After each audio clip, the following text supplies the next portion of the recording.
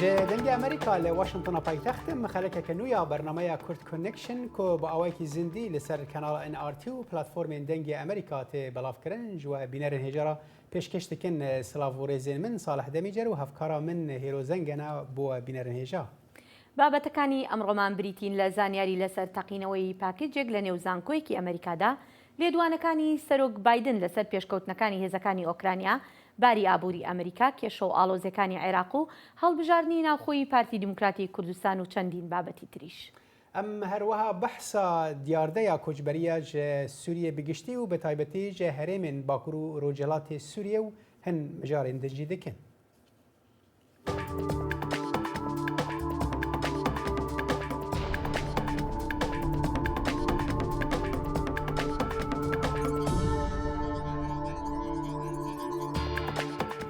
زانکۆی نۆرت ئیسترنی باستن ڕادەگەیەنێت تەقینەوەیەک لە زانکۆکە ڕوویداوە و یەکێک لە ستافەکانی زانکۆکەش بە سووکی بریندار بووە. دەسەڵاتداران ئێواری سێشەمە ڕایانگەیان پاکێجێکی تری گوماناوی لە نزیک مۆزەخانەی بەناوبانگی هونەری دۆزراوەتەوە و FBI هاوکاری لە لێکۆڵینەوەکاندا دەکات. ئەو پاکێجەشی تەقیوەتەوە یەکێک بووە لەو دوانەی کە لە پێشتری ئێواری سێشەمە پۆلیس لەبارەیەوە ئاگادار کرابەوە. تیمی شارەزای بۆمبی باستن پاکێجی دووەمیان لە نزیک مۆزەخانەی هونەری شارەکە پوچەڵ کردەوە کە لە نزیک زانکۆکەشە.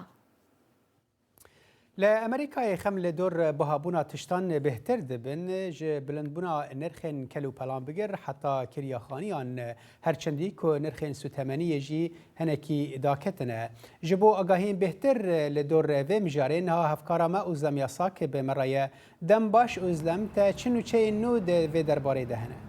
بله صالح وکی تزانی دو سیشمی لامریکای رژیا انفلاسیونی یا مها تباغی وک 8.3 هات را گهاندن لی هم کریارین امریکی و هم جی بازارین آبورین امریکی evreje çavere ne dikrin u jiber ve yekeci matman jiber kuwan le dora rejeya heştan evreje bende var bun ka em behevra biminin rapora xwede ev matmayun u evrejeyin enflasyonu çi bandor kirine. Ve sibehê kolana Wall Street ya Amerika alozdare jiber ku do Pîvana Borsaya Amerîkî di carekî de 1200 puan daket. Piştî rêjeya enflasyonê ya tebaxê ji ya ku dihat çaverêkirin bilindtir derket û di nava kiryaran de bû sedema fîkarên girîng. Dema ku xaniya herî erzan li Phoenix $1000 hîne çawa bijîn.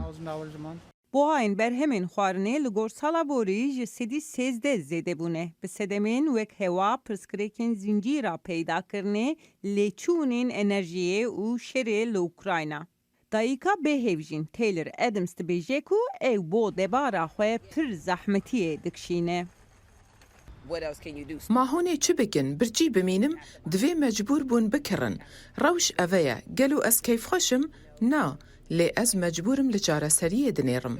Di warê enflasyonê ya giştî de li gor tîrmehê îndeksa buhayên kiryaran meha borî ji sedî yek xalek zêdebûnek nîşan dide. Dibe ku ev wek rêjiyeke piçûk xuya bike. Lê aborîzan ditirsin ku ev nîşaneke ku wê enflasyon danekeve. Serok Biden jî dibêje ku pêzanînên dinyên aborî yên welat bi tevahî erenîne.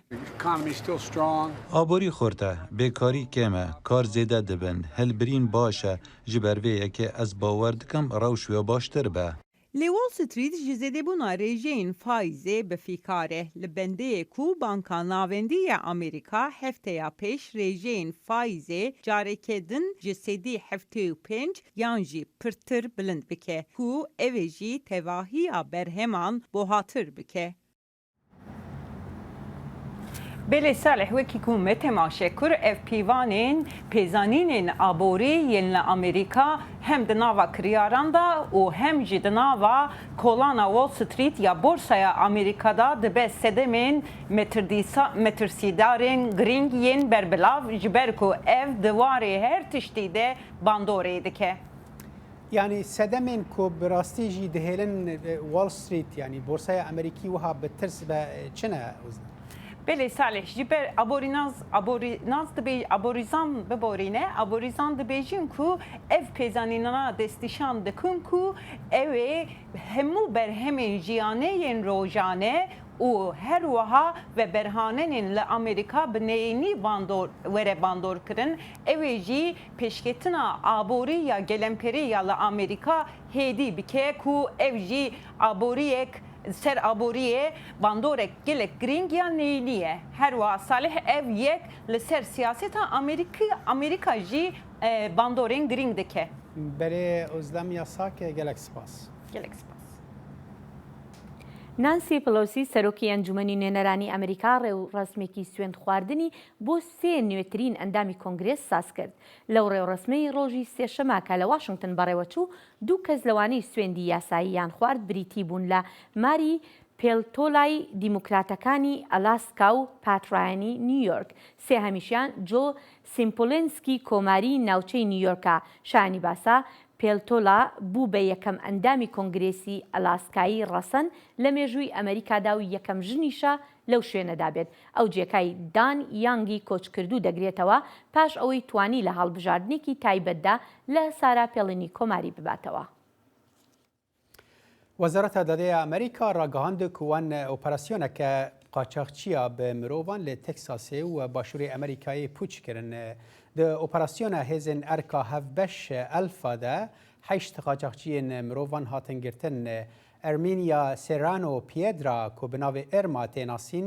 و تێ ئیدعاکردن کۆ رێبەرا گروپەیە ئەو و حەفت کەسên din لە تەکساس لویزیانا، میسیسیپی و ئەلەباما هاتن گرتن لە گۆڕ لیستە تاوانباریە گروپێ ji بۆ کۆچبەران ریên cudayên veguhestinê bi karanîne wekû tankerên avê, sindoqên darîn û pişta barhilgiran. Di lîstê de her wiha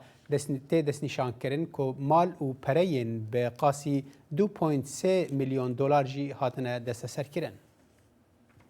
سەرۆک بایدن دەڵێت ئۆکرانیەکان لە شەڕەکەیاندا دژ بە رووسیا پێشوەچوونێکی بەرچاویان کردووە کاتێک لە میانەی کۆنگرە ڕۆژنامەوانێکی ڕۆژی سێشەمەدا پرسیار لە بایدن کرا لەسەر ئەوەی ئایا دەکرێت بگوترێت دەستکەوتەکانی ئۆکرانیەکان خاڵی وەرچەرخان بێت لە شەڕەکەدا بایدن گوتی ناتوانرێت وەڵامی ئەو پرسیارە بدرێتەوە زۆر سەختە ئێستا بزانرێت سەرۆک بایدن گوتیشی پێی وایە ماوەیەکی درو درێژ دەخایەنێت سەرکردەکان لە بایدنەوە بگرا هەتا ئەوانەی خوارەوە نەیانویستووە سەرکەوتنی پێشوەختە ڕابگەێنن پاش ئەوەی هێرشێکی ئۆکرانیەکان سەربازە رووسیایەکانی ناچار کرد پاشەکشێکی بێبەرنامە لە باکووری وڵاتەکان جام بدەن هەر لەو کۆنگرە ڕۆژنامەوانیەدا سەبارەت بە زیادبوونی نیگەرانیەکانی هەڵاوسان لە ئەمریکا سەرۆک بایدن ئەو جۆرە نیگەرانیانی ڕەت کردەوە گوتی پێم وایە باش دەبین. برپرسی اولکاری برای توییتر جه کنگرس را گفت که پلتفرما مدیا جواکی جبر بروانیا اینترنت یا لاواز دهیله که او جالی گنجان دزان و سیخوران و وره بکارانین و نپنیا بکارهنرین و دخه مترسیه. بسپور اولکاری اینترنتی پیتر رزاد که بناوی موج ناسین روجا سیشمه درکت پیشبری کمیته دادوری سیناتوی دا کو ادعای خو اشکره بکه زاد کو برپرس اولکاری پلتفرما به باندور بو حیا کو د دسپیکا ایسال دا جکار هات درخستن وید تیرمه دا گلینامه یک ج کنگرس وزارت داده کمیسیون دارزان بازرگانی ببورن و فدرالیا و کمیسیون اولهی و وگوهستن را تومار کر دناو ادعای وین هری گراند او کو تویتر مرجن لهفکرنه که FTC یا 2011 بن پیکر و به اوی کی سخته ادعا کر کوی پیوانن بهسکر دانینه دا کو اولهی و نپنیا به کارهنرین خو به پاریزه سناتور دموکرات ولایت ایلینویس دکتور بن کو سروکتیا کمیته دادوری دکه گوت زاد کو هرگلین سختکاریان هنه که دبه مترسیه که راست جبو به 100 میلیونان بکارهنرین تویتر و هر وها جبو دموکراسیا امریکایش. هەڵوەشانەوەی بڕیاری ڕۆڤی وەید لەلایەن دادگای باڵای ئەمریکا لە مانگی 6 بۆ هۆی سنووردارکردنی منداڵ لەباربردن لە ئەمریکا و ئێستا ئەو بڕیارە کەوتۆتە سەر ویلایەتەکان. پەیامنێری دەنگی ئەمریکا کاترین جیپسن گەشتێکی بۆ ویلایەتی وایۆمینگ کردووە و تا بزانێت لەوێ چۆن مامەڵە لەگەڵ ئەو ڕەوشەدا دەکرێت. بڕیارێکی گرنگ لە سەرەتای ئەم ساڵدا دەرکرا کاتێک دادگای باڵای ئەمریکا بڕیاریدا هیچ ڕێسایەکی دەستوری مافی لەباربردن نایگرێتەوە. کۆتایی هاتنی پارێزبەندیە فیدراڵیەکان بۆ مافی لەباربردنی منداڵ پرسەکەی ڕەوانەی ویلایەتەکانی ئەمریکا کرد. بڕیارێک کە لایەنگرانی دژە لەباربردن ستایشیان دەکرد و بژاردەکەی خستەوە بەردەم نوێنەرانی ویلایەتەکان. هەرگیز پێشبینی ئەوە نەدەکرا کە حکوومەتی فیدراڵی مامەڵە لەگەڵ بابەتەکانی چاودێری تەندروستیدا بکە کە ڕەوانەیان کردووە بۆ دەسەڵاتی ویلایەتەکان. ئێمە بەو گریمانەیە کار دەکەین کە ویلایەتەکان دەسەڵاتیان هەیە بۆ ئەنجامدانی کارەکان مەگەر دەستور ئاماژەی بەوە نەداوە کە حکوومەتی فیدراڵی بەرپرسیارەتی سنووردار و دیاریکراوی هەیە. بەڵام دەرفەتێک دەداتە هاووڵاتیانمان بۆ ئەوەی بڕۆن دەنگ بدەن لەو بارەیەوە، ڕووبکەنە سندوقەکانی دەنگدان و دەنگ بدەن بە بەهاکانی خۆیان. 32 ویلایەتی ئەمریکا پێشتر یاسایان هەبوو کە یان دەست بەجێ کۆتایی بە دەستڕاگەیشتن بە لەباربردن بهێنن یان هەنگاو بنێن بۆ سنووردارکردنی ڕێکارەکە. لە نێوانیاندا ویلایەتی وایۆمینگ کە پێشتر دەستڕاگەیشتنی بە لەباربردن لە یەک کلینیکدا سنووردار بوو. دووەمیان بڕیار بوو لەم هاوینەدا بکرێتەوە، بەڵام لەلایەن گومان لێکراوێکی نەناسراوەوە ئاگری تێبەردرا. ئەم ئاگرە نزیکەی تەواوی ناوبیناکەی وێران کردووە. جۆلی بۆرکار لە وۆل سپرینگ هێڵس ئەکسس کار دەکات بۆ دابینکردنی دەستڕاگەیشتن بە لەباربردن لەو ویلایەتانەی کە ئەمە دەتوانێت ببێتە بەرهەڵسکاریەک، هەروەها بەشێکە لە داوای یاسایی کە ڕێگری دەکات لە قەدەغەکردنی دەستپێکردنی ویلایەتی وایۆمینگ کە لەباربردن سنووردار دەکات. زۆر ترسناک و مەترسیدار بوو کە بەم دەرکەوت ئەندامەکانی زاوزێم هی خۆم نین. بەپێی ئەوەی کە لە چ ویلایەتێک دەژیم، بەپێی ئەوەی ویلایەتەکان چەندە شەڕانگێزن بەرامبەر بە ژنان. بەڕاستی ئمە مەترسیدارە بیر لەوە بکەینەوە کە ئێمە وەک ژنان وەک مێینە بەپێی یاسا ئەو پارێزبەندی یەکسانیەمان نییە. ڕاپرسیەکان دەری دەخەن کە خەڵکی ئەمریکا پشتگیری لە سنووردارکردنی تەواوەتی لە باربردنی منداڵ ناکەن، بەڵام ڕێگاکانی بڕیاردان لەسەر یاساکان لە ویلایەتێکەوە بۆ ویلایەتێکی دیکە جیاوازە. لە بنەڕەتدا ویلایەتەکان دێنە سەر هەڵسەنگاندنێک کە ئایا مافە یاسایەکانی ویلایەتەکان مافی لە باربردن لە خۆ دەگرن یانە. لە ئیستادا هەندێکیان لەسەر ڕێوشوێنی دەنگدان تا هەڵبژارنەکانی مانگی 11 هەڵپەسێردراون. بۆ نمونە ویلایەتەکانی وەک کالیفۆرنیا و ڤێرمۆند لە دەنگدانەکانیاندا هەموارکردنەوەی دەستوری ویلایەتەکانیان هەیە کە مافی لە باربردن زامن دەکا. هەندێک لە ویلایەتەکان پێشتر هەموارکردنەوەی دەستوریان هەبووە بۆ پاراستنی ژیان. دەنگدەران لە ویلایەتی کانساس پێشتر لە مانگی 8دا سنووردارکردنی لە باربردنیان لەسەر ڕێشۆنی دەنگدان ڕەت کردوتەوە و دەنگدەران لە میشیگەن لە مانگی 11 ئەم ساڵدا ڕوبەڕووی بژاردەیەکی هاوشێوە دەبنەوە. مانگی ڕابردوو لە ویلایەتی تێنسی و تەکساس و ئایداهۆ بەنزیکەی هەموو حاڵەتەکانی لە باربردنی منداڵانیان قەدەغە کرد. بەڵام هەفتەی ڕابردوو لە ویلایەتی ساوس کارۆلینا بەشێک لە ئەندامانی کۆماریەکان لەگەڵ دیموکراتەکان بەشداریان کرد بۆ ڕێگریکردن لە دەرکردنی یاسایەک کە سەرجەم لە باربردنی کۆرپەلە سنووردار دەکات.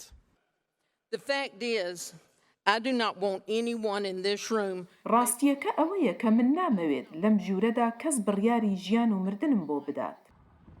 شەڕی هێشتنەوەی لە باربردن بە یاسایی لە ویلایەتی وایۆمینگ نزیکە لە دڵنیاییەوە کە هەموو ڕێگاکە لێرە بگاتە دادگای باڵای ویلایەتەکە کە هەموو دادوەرەکان لەلایەن کۆماریە فەرمانڕەواکانەوە دەستنیشان کراون. ئاسۆ جەبار، دەنگی ئەمریکا بۆ راپۆرتی کاسرین جەپسن. سەرۆکی ئەمریکایە جۆ بایدن ڕۆژە دوشەمێ هەن فەرمان ئیمزەکردن دەمەکێدا کوی دەستپێشخەریە خۆیش بۆ پەیداکردنا دەرمانکردنی نو و ڕێگرتنا لە مرنا ji ber penceşêrê pêşxist agahiyên bêhtir di vê raportê de. سەرۆک جۆ بایدن ڕۆژی دووشەممە ڕێکەوتی 12 مانگی نۆ چەند فرمانێکی واژوو کرد بۆ ئاراستەکردنی بودجەی زیاتری حکومەت بۆ پیشەسازی بایۆتەکنۆلۆژی ئەمریکایی. هاوکات سەرۆک بایدن بانگشەی بۆ دەستپێشخەریەکەی خۆی کرد بۆ چارەسەرە نوێیەکان و هەروەها کەمکردنەوەی ڕێژەی مەرجی ئاکامی شێرپەنجە. من ئامانجێکی درێژمەودا بۆ دەستپێشخەری کانسەر مونشات دادەنێم بۆ پێکەوە کۆکردنەوەی شارەزایی ئەمریکایی. ئەوەی ئێمە بەشداری تیادا دەکەین هەروەک چۆن گەیشتینە سەرمانگ و لەمەشدا بتوانین چارەسەری شێرپەنجەکان بە تەواوەتی بکەین. لە کتێبخانەی جۆن ئف کەنەدی لە بۆستن لە 60هەمین ساڵیادی وتاری جۆن ئف کەنەدی ئەوەی هانی ئەمریکایەکانی دابوو پێشەوایی لە دۆزینەوەی بواری وڵاییدا بکەن، سەرۆک جۆ بایدن گوتی من ئامانجێکی درێژخایەنم بۆ کانسەر مونشات دادەنێم. کۆماریەکان و سربەخۆکان و هەروەها دیموکراتەکان لە کۆنگرێس پێکەوە گرت بوونەتەوە سەرەتا بڕی 1 ملیار دۆلاریان لە دەست پێشخەری ناسراو بە ئاژانسی پرۆژەکانی لێکۆڵینەوەی پێشکەوت و بۆ تەندروستی تەرخان کرد. سەرۆک جۆ بایدن بەراوردێکی لە نێوان ئامانجی سەرۆکی پێشوو بۆ گەیشتن بۆ سەر مانگ و نێوان ئامانجی خودی خۆی کرد بۆ کەمکردنەوەی ڕێژەکانی مەرجی ئاکامی شێرپەنجە بۆ نیوە لە ماوەی 25 ساڵی داهاتوو. ئاژانسی پرۆژەکانی لێکۆڵینەوەی پێشکەوتوو بۆ تەندروستی یەک ئامانجی هەیە، ئەویش بەرە و پێشبردننی دەستکەوتەکانە بەمبەستی ڕێگریکردن و زانین و هەروەها چارەسەرکردنی نەخۆشیەکان. لەوانە شێرپەنجە و زەهایمەر و نەخۆشی شەکرە و هەروەها نەخۆشیەکانی دیکە بەمبەستی توانای پێدانمان هەتا ژیانێکی تەندروست بژین. بەرپرسانی بەڕێوەبەرایەتی بایدن گوتیان فەرمانەکە ئەوەی سەرۆک واژووی کرد ڕێگە بە حکومەتی فیدرالی دەدات بوجە تەرخان بکات بۆ بەکارهێنانی لە بوارەکانی میکرۆب و هەروەها ئەوانەی لە سەرچاوەکانی دیکە بە شێوەی بایۆلۆژی وەرگیراون بۆ دروستکردنی خۆراکی نوێ و پەین و هەروەها تۆ. بەڵام داهێنانە تەکنۆلۆژیەکان بۆ ڕزگارکردنی ژیان بەس نییە. پێویستە ئێمە بایۆ تەکنۆلۆژی لێرە لە ویلایەتە گرتوەکانی ئەمریکا بەرەو پێشەوە بەرین. هەر بۆیە من فرمانێکم واژۆ کرد ئەوەی بودجێ حکومەتی فیدرالی تەرخان دەکات بۆ دڵنیابوون لەوەی کە بایۆ تەکنۆلۆژی لە ئەمریکادا دادەهێنرێت. کۆشکی سپی هیچ زانیاری تایبەتی نەدا کە ئایا چەند پارە بۆ ئەو مەبەستە لە بەردەستدا دەبێت و سەرچاوی ئەو پارەیە کوێیە یان ئایا چۆن تەرخان دەکرێت. کارۆلین کەنەدی با بەمە کۆتایی پێ بهێنم و بڵێم من نەمدەتوانی لێرە بم و باسی تێدی مامت بکەم. ئەو خۆشەویستترین هاوڕێم بوو. یەکێک لەو شتانە وەک خێزان لێیەکی نزی خستینەوە. ئەو شێرپەنجە ترسناکەی ئەو کوڕەکەم بوو بێیۆ بوو. ئەو هەردووکیانی کوشت و مەودای مەرجی نێوانیان چەند مانگێک بوو.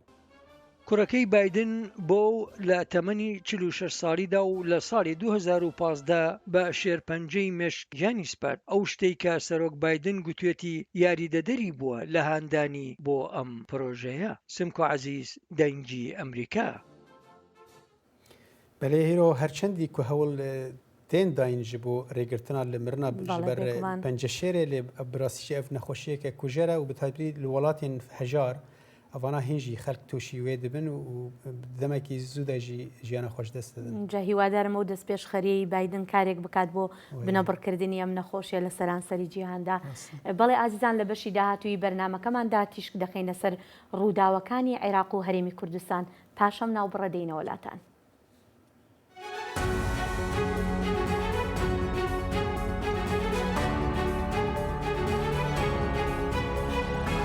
چاوی واشنگتن بەرنامەیەکی هەفتانەیە لە بەشی کوردی دەنگی ئەمریکاوە ئامادە و پێشکەش دەکرێت. من بەڵێن ساڵح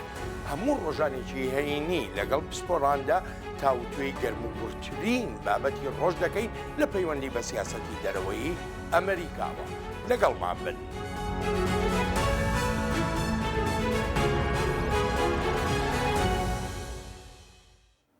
پارتی دیموکراتی کوردستان لە ئێستادا خەریکی هەڵبژاردننی ناوخۆیی حیزبەکەیەتی بۆ دەستنیشانکردنی ئەندامانی کۆنگرەی چواردا. بۆ زانیاری زیاتر لەسەر ئەم بابەتە دەچینە لای ئەحمەد زێباری پەیامنێرمان لە هەولێر. ئەحمەدم کاتت باش، دەکرێت پێمان بڵێ هەڵبژاردنە ناوخۆیەکانی پارتی بەچی گەیشتووە و چۆن پرۆسەکە بەڕێوە دەچێت لە ئێستادا؟ زۆر سپاس هێرۆ. تا ئێستا کە من قسە ئەەکەم کەمێک بەر لە ئێستا لەلایەن کاربەدەستێکی باڵای پارتی دیموکراتی کوردستانەوە پێم ڕاگەنڕاکە 48 لە سەدی هەڵبژاردننی نێوخۆییەکان بۆ دەستنیشانکردنی ئەندامانی کۆنگرەی چواردەی پارتی دیموکراتی کوردستان تاوە بۆواتە 52 لە سەدی هێشتا ماوە. لە دەوری 800 ئەندامی کۆنگرە دەستنیشان دەکرێن کە ئەم 800 کەسە ئەندامانی سەرکردایەتی پارتی دیموکراتی کوردستان دەستنیشان دەکرێن و دادەنێن. پاشان ئەندامانی سەرکردایەتی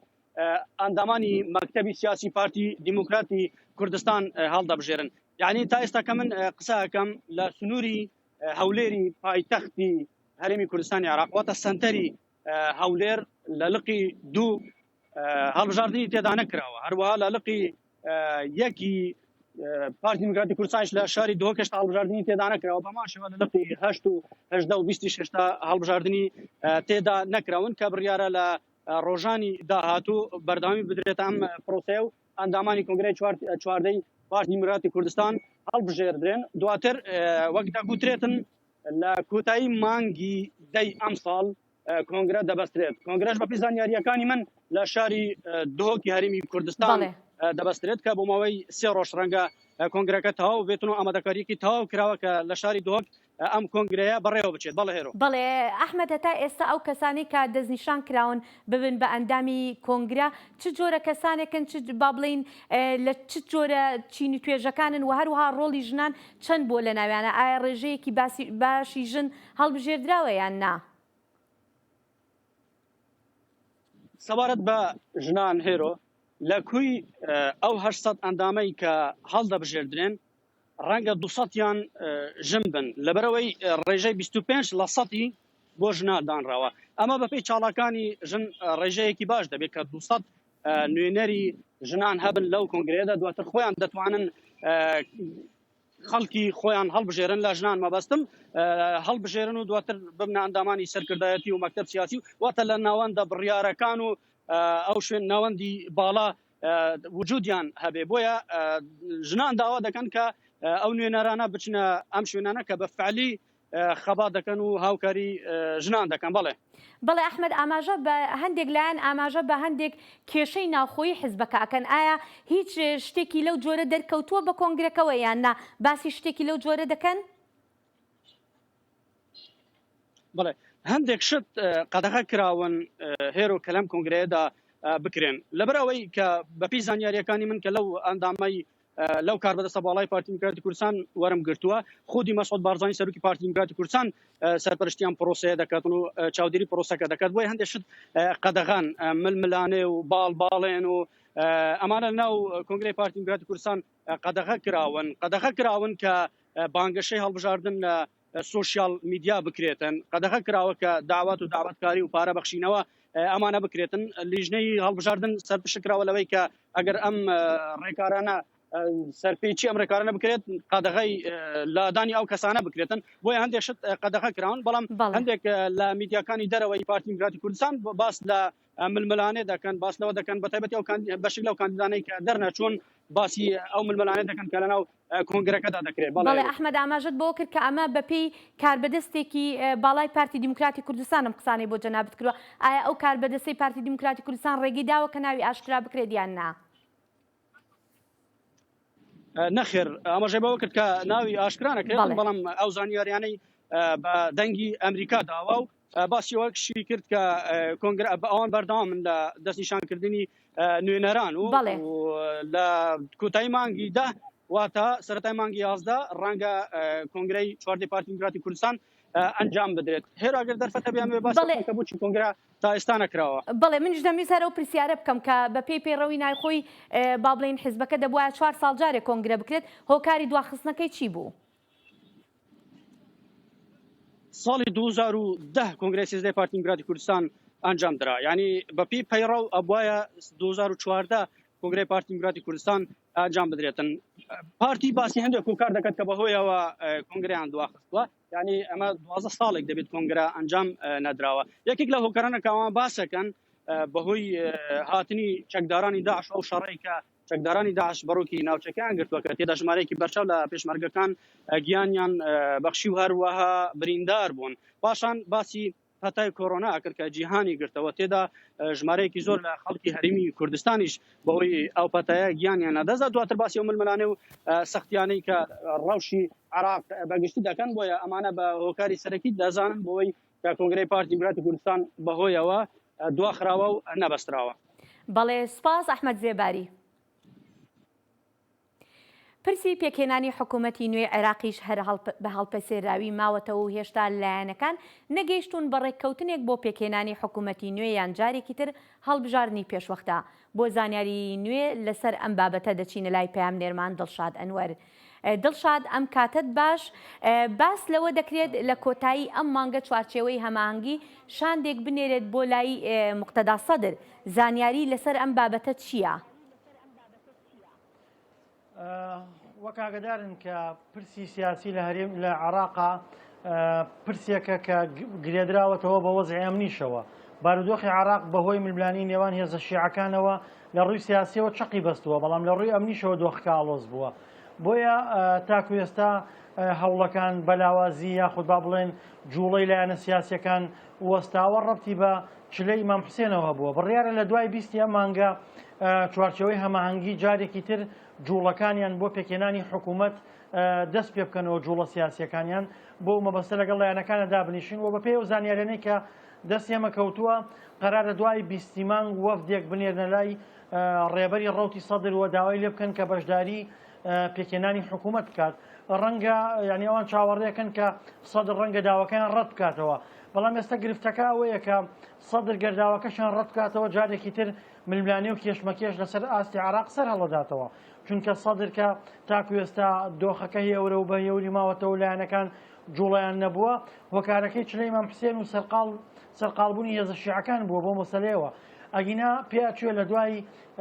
20 مانگەوە شاندەکە بنێرنە لای سەدر و داوای بەشداریکردنی لێ بکەنەوە، پێ ناچێت سەدر ڕازی بێت بەشداری حکوومەت بکات، چونکە پێشتر خۆی گەورەترین کوتلە بووە وە کشاوەتەوە، پێشتر خۆی ئەیوێت حکوومەت تەشکیلەکەم، ئێستا کە وەکو لایەنێک لە دەرەوەی پەرلەمانەوە خۆڵک کرێ پێ ناچێت سەدر بەمە ڕازی بێ، بەڵام ئاماژەکان بۆ ئەوە چن کە ڕەنگە سەدر جارێکی تر ئەگەر ئەمان دەست بکەنەوە بە جوڵە بۆ پێکێنانی حکوومەت و بەبێ حسابکردن بۆ سەدر ڕەنگە جارێکی تر ناکۆکی و کێشە بەرۆکی عراق بگرێتەوە، بە تایبەتی دەوترێت لە مانگی دا کە لە مانگی تشرینە ڕەنگە تشرینیەکان بڕژێنەوە سەر شەقامەوە خۆپشاندان ئەنجام بدەن، ڕەنگە سەدر ئەمەی پێخۆش بێ لە پشتەوەکە دامی ئەوان بک بۆ ئەنجامدانی خۆپشاندان، بۆیە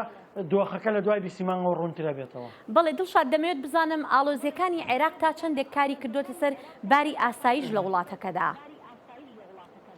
بێگومان بارودۆخی سیاسی و بارودۆخی ئەمنی لە هەر وڵاتێکدا گرێدراوی یەکترین، هەر کاتێک کە دۆخی عراق لە ڕووی سیاسیەوە ئاڵۆزە بێت ڕاستەوخۆ لە ڕووی ئەمنیشەوە دۆخەکە ئاڵۆزی بەخۆیەوە بینێ. بەپێی ئەو زانیاریانەی کە من لە سەر چاوەباڵەکانی پێشمەرگە و سوپای عراقشەوە دەسم کەوتون،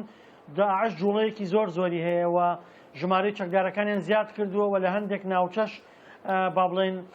سەرقاڵی کۆکردنەوەی داهات و پارەن و بەپێی ئەو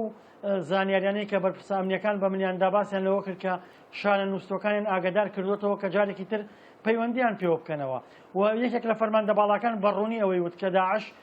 پێی وایە دۆخی عراق بە ئاسانی هێور نابێتەوە ڕەنگە دۆخەکە ئاڵۆزتر بێ، بۆیە ئەوانیانوێت ئاڵۆزیەکانی عراق بقۆزنەوە. بە تایبەتی لە ئێستادا زۆربەی هێزە عراقیەکان سوپا و حەشد و ئەمانە براونەتە ناو بەغداوە سەرقاڵن بۆ ململانی سیاسیانی کە لە بەغا لە ئارادایە، بۆیە داعش پێی وایە ئەمە دەرفەتێکە بۆی ڕەخساوە دەیەوێت ئەم دەرفەتە بقۆزێتەوە، بۆیە ینی بەهۆی ئەو ئاڵۆزیانەی بەغداشەوە تەنانەت ئۆپەراسیۆنە هاوبەشەکانی نێوان پێشمەرگە و سوپای عراقیش لە ناوچە کێشە لەسەرەکان و بە دیاریکراوی لەو ناوچانی کە بۆشایی ئەمنیان تێدایە و هیچ هێزێکی تێدا نییە وەستێنراوە هیچ ئۆپەراسیۆنێک ئەنجام نەدراوە، بۆیە داعش لە ئێستادا جموجۆڵی هەیە و چەند ڕۆژێک لەمەوبەر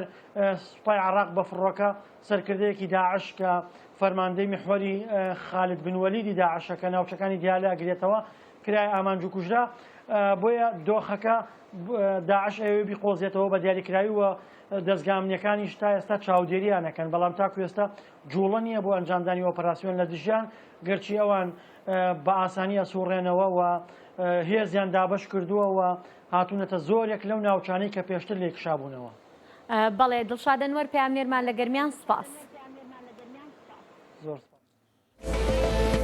دەنگێ ئەمریکا جافکانیەکە پێباوەریان و چاو ئاگاهیان.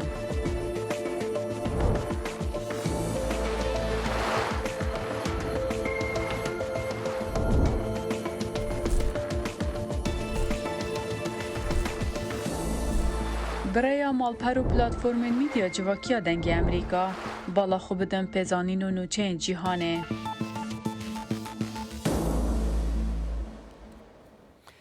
دیاردەیە کۆچبەریە ji Sûriye bigiştî û bi taybetî ji Bakur û Rojhilatê Sûriye her diçe berfirehtir dibe. Gêncên herêmê bi her awayekî hewl didin ku biçin Ewropayê da ku pişt karibin daxwaza malbatê xwe jî bikin. Pemnêrê Melik Kobaniye raportek vê derbarê de amade kiriye. بویارên gohatin serê xelkê Sûriyê bi giştî û yên herêma Bakur û Cilatê Sûriyê bi taybet ji şer zehmetiyên jiyanê rewşa aborî û civakî rê li ber xelkê ji bilî koçberiyê nehîştin. Lewma rojane hejmara ciwanan li Kobanê kêm dibe. Gopiraniya wan berê xwe li Ewropa ne. Micara koçberiyê careke din vegeriya rojava xelkê Kobanî. Lê vê carê bi hêzeke mezintir. Li gor Osman Şehîn got ji xelkê Kobaniyê dibêje, got gef û êrişên Tirkî bûne sedema rawestandina kar li tevahî herêmê û Kobanê bi taybet. Ew jî sedema sereke ya koçberê ye. Erketinê xortoz bojêr jî yek sebeb tehdîdatê Tirkiyê ne. Nikon meşariya alvedarê bimeşin. Em bêkek warî xwe bikine divê lê xistiyê naxist derdkevne dervoz. Berku kar nikon karî xwe em bên çêkin meşru bimeşînin. لانو رو کاری رو کنو تهدیداتی خو دمشینن. عزدین یک جوانین گو تا نها ل کوبانی مایه دیار دکه. گو به آرمانجا جیانه که خوشتر و راحت هجماره که مزن جوانین کوبانی جیانه خود دکن خطری و به نرخه کی پر بها سینوران در باز دکن. او جی لگوروی گلک صدمین خواهنه.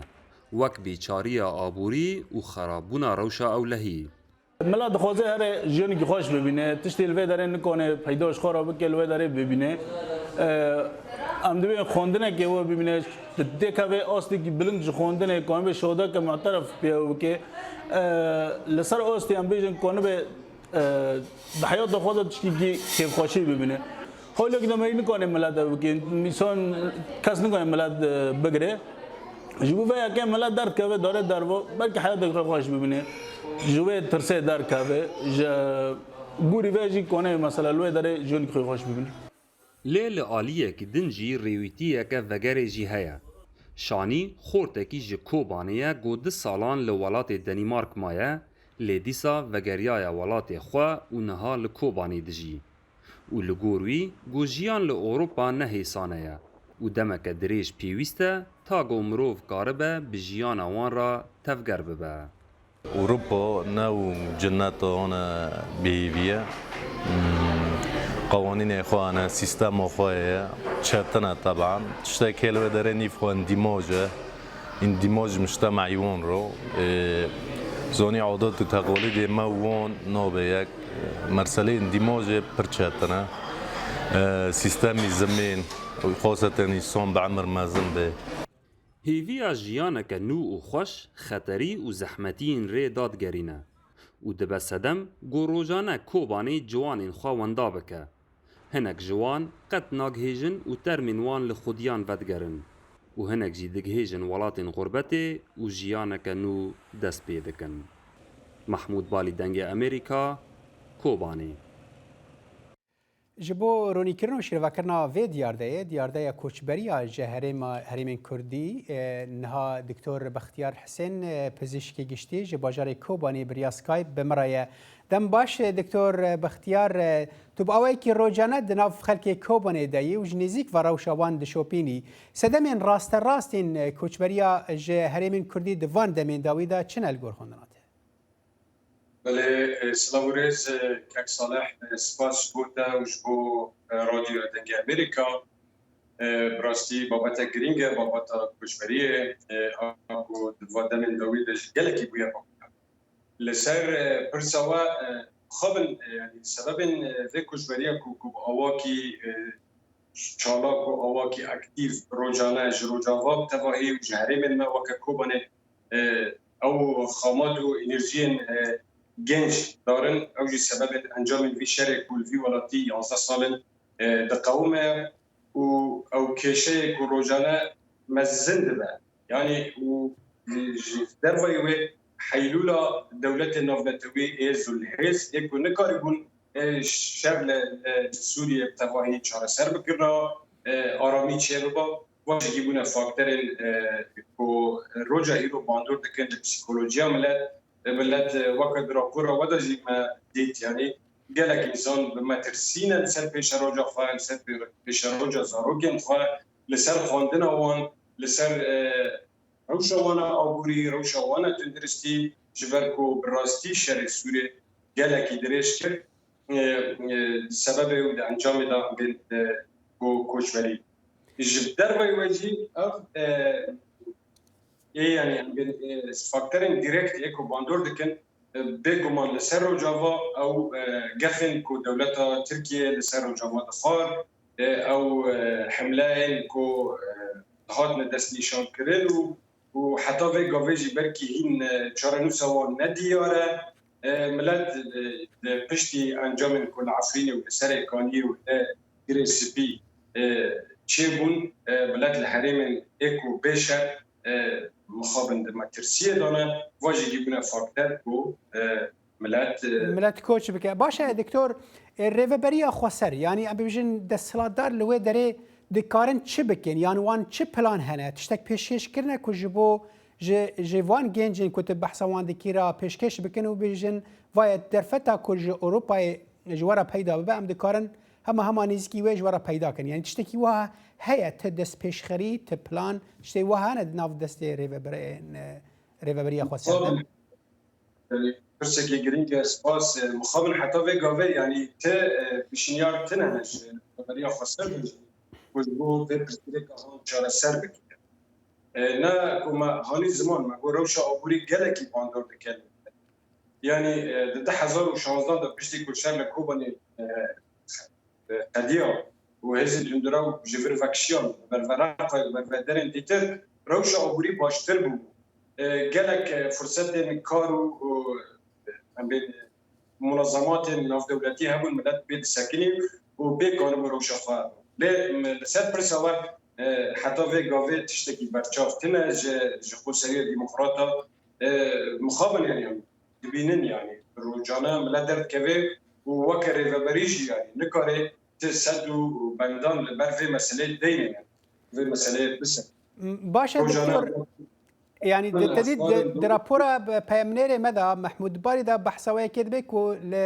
لبرانبر وی که هنگ دخوازن وگرنجی اری اول باجاری کی وکوبانی چاوای گلو بربچاوا یعنی کسن هنه ودگرن و اگر وگرنجی او دبه پشتگیری جبو کسن کلوه درینه نچن اوروبا او من راپور گیش کی باش میذکرو نری او کسی کو وگرید به سلام بر وگریو یعنی از نابین كسر ناقرتين بزيارتين تين دريا هرم كردستان راتين وربال من اجازات دستين تين درباسي رجاوات بن بلكي ملت ما تشتي بابوري اليغريا رجاوات كي كسي كولدر واجبا ودي خوج مالبات الخرا باواكي ابوري يعني اليكاري دكن ل او كسي شاني يكون رابور دا اتوزمان او بين سلام بريبو يعني دقال فا جويا امتدا دقال فا تشتنكو يعني فا بيرن كنت فدا مدى قومين البين بردس شاني كبه شاني جارك يعني نكو از برا نبي سياق بروباغندا جي از بخوانا علي كري وكو نرينا من شخصينا علي كري انا بريما شخوتنا لجري وبريار دا يتو براين خو تفدا مالباتا وتفدا جي تشكي بالكيشه وبريار دا يكون جكوباني درنكفن د و بریاره دا هون دخوازن چاوا چه پیامش خلک کوبانی اجراگیرن د و درباره دا هون دخوازن چه ببیجن جوان را ما مستبعد یکی بیشتر از بخواه 14 سالان در وایمان من سوویت پروگرام خواه بزیشکی بداوی کرد و پروگرام خواه ماجستر و بیشکی لهر یعنی حرمت هر انسانی که در وامایی اکوجنسیان در وابیرا انا اوروبا تشيل امريكا بلادي كرد الحرب على حرمت جوان ديارا لامن بخوا من زوره بنابريه كاشكر وكو مالباتي يعني از بيم يعني بركي وبونديتيت از 1000 سالي لاوروبا بمينم از نكم بم كيليكا كيج كيلين و انرجيا بوزيتيف جنا خوشكي د كلين د كابينه خو تايبتا از نكرم لاوروبا بداسخين يعني تاني يعني از بيم بشيوية مورالي از فرازي دكمو وبراستجي ما وكو مالبات يعني بريار ساندي حتى الشركي ما زند في ولاتي إنه يعني خدينا كنا دامز راندن أمج كوبا ندن هري دور أما برفاقون ده خارن حتى بقى ديجي ديساجي أم دش يعني إنه يعني ديساجي دين برا نكمل سياق بروباغندا يعني وكا وريكلاما كيجي ام در نا كمن جبركو وڵاتی me em jî hez dikin em pêda دکتۆر ئەڤنە پرۆپۆگاندایە ڕاستیە کە سەر عردەیە هونمانە لە کۆبانێ و تو برای خۆت هەفدا هون وێ دەرێمانە هەر حال دەبێت کو ببە پەیامێکێژ بۆ کەسێن دنجی ڕەنگە نەچن وەکتە گوت ئەڤ مژارێکە ڤەکیریەت نکاری ببێژێ بچن یانژی نەچن بریارێکە کەسایەتیەژی گەلک سپاس دکتۆر بەختیار حسێن پزیشکی گشتی ji کۆبانی مەرەوی gelek spasî بۆ دەماتە.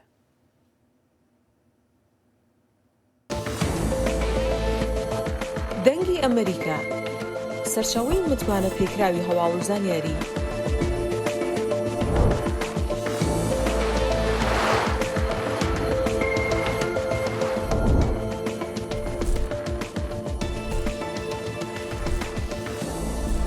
لە ماڵپەڕ و تۆڕە کۆمەڵایەتیەکانی دەنگی ئەمریکاوە ئاگاداری هەواڵ و گۆڕانکاریەکانی جیهان بە.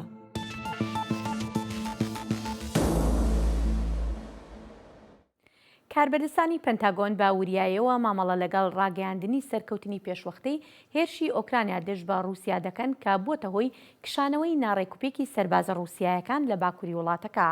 کاربەدەستە لەشکریەکان چاویان لە شەڕەکانی داهاتوو دابینکردنی چەکی زیاترە بۆ ئۆکرانیا و فراوانکردنی مەشق و ڕاهێنانەکان دادەڕێژن. لە هەمان کاتیشدا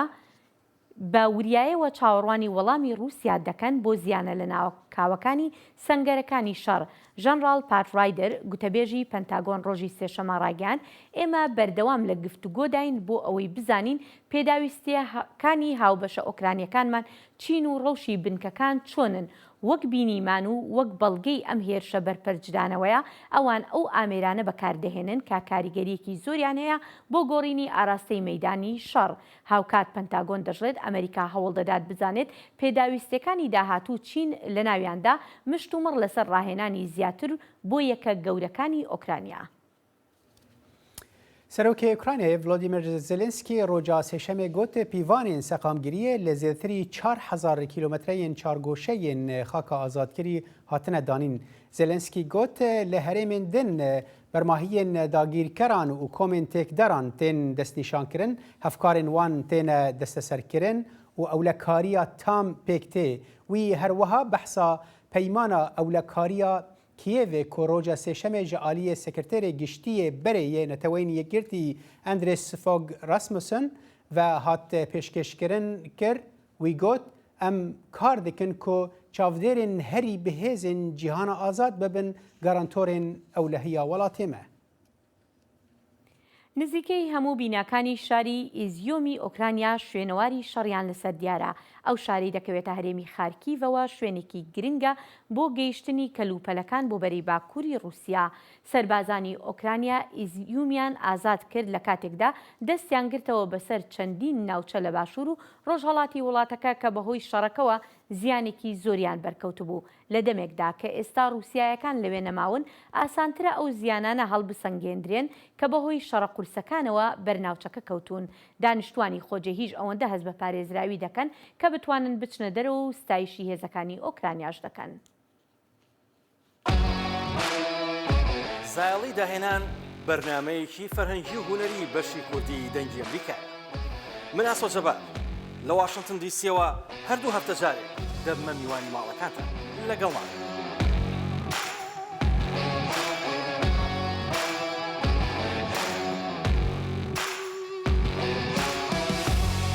پرتوکخانەیە کوردی یا لە ستۆکهۆلمێ سازیەکە سەربەخۆیە و بە هێز پشتگیری ئاخافتنە ئازاد دکە. ئارمانجا پرتوکخانەیە ئەوە بەرهەفکردن، پاراستن و بەلافکردنا وێژەیە کوردیە. هەفکاری مەدەخیلی شەمۆ سەردانە پرتوکخانەیە کرد و ئەو راپۆرت ئامادە کرد. کتێبخانەیە کوردیا ستۆکهۆلمێ لە ساڵە 1997 هات دامەزراندن. سازیەکە بە بکارە بە بەرهەمین چاپکردین سەر دۆزا کوردان، دیرۆک، کەلتور، جوگرافیا و سیاست و هەر لایەنێک دیێ گرێدای کوردان بەرهەف بکە، کۆم بکە، سەغبێریا وان بکە و ji خوێندەوانان ڕا بەردەست بکە، هیڤیا نویسکار و هەلبەستوانی کورد نەدیم داگدەڤرین بوو لە دەمێ ئاواکردنا vê کتێبخانەی بە ئالیکاری و پەیوەندیên wî دەگەل سویدیان و کوردên ئاکینجiyên Swêdê. Piştî 25 salan bi rêveberê kitêbxanê Newzat Hirorî dibêje, ev kitêbxane ne bi tenê cihê parastina kitêb û berhemên nivîsî bi çendîn zarav û ziman aya, بەلکو بووە سمبۆلێک ji کوردان را بووە سمبۆلەکە نەتەوەییژی بوو کوردان بژاوی وەختی هەمی کورد خۆتێ بینن خۆتێ بینن و هەوڵ دەدەن و vê کتێبخانە بپارێزن کو ئەف کتێبخانە نەیەتگرتن ji ber ku em zanin هەرۆری هیوی دika li ڕۆژێکی شیاناوان هەبە ji bo bi dijîtalkirina berheman hetaku kitêbxane bibe çavkaniyek modern. berhemê ku divê kitêbxanê de heye ew berheme yê ku yani hindek jê yan jî belkû nîvek jê tu êdî li çi cihêdî peyda nakî êdî ew bûye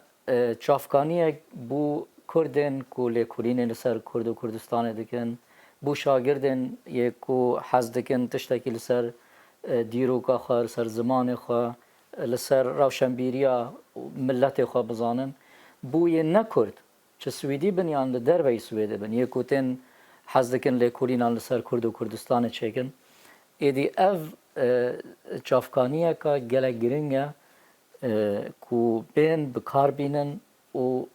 di lêkolîn û di bêje xwandina xwe de bikar bînin. لێرە